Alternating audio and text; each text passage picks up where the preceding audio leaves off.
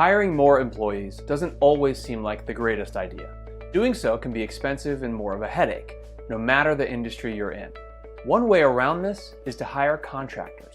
And while this is an excellent way to save money, it won't get you out of doing taxes for them. In this case, you need to file a 1099. However, if you don't know the process, then stay tuned.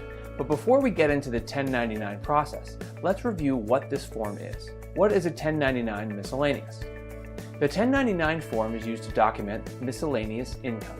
You'll send this out to any independent contractors who did business with you in the last year. It is the equivalent of a W-2 form, but for outsourced work. You've got until January 31st to get these forms in order and sent out. Not meeting this deadline will cost anywhere from $30 to $100 a form. Step 1, check your information. Make sure you have the current name, address, and social security numbers on file for your independent contractors. This information should have been collected via W-9 form.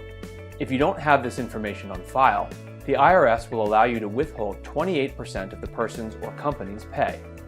So, are there any exceptions to 1099s? Yes, there are.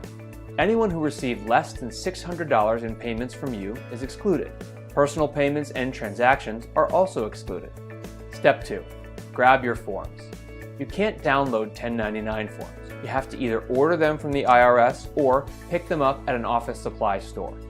Also, some accounting softwares offer them, which can save you a ton of money in the long run. Step 3.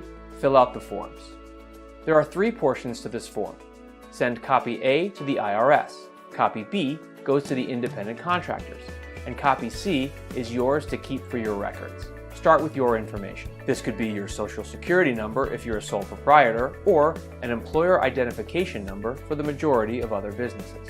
Work your way down, filing out your information and then the information of the contractor who worked for you. Enter all of the money paid to the person or business and any withholdings as well. A lot of this will be done for you if you're using an accounting software. Step 4. Mailing out. After completing and mailing all of the 1099 forms, the next step is mailing a 1096 to the IRS. This is the form that summarizes the total amounts spent on all of your independent contractors.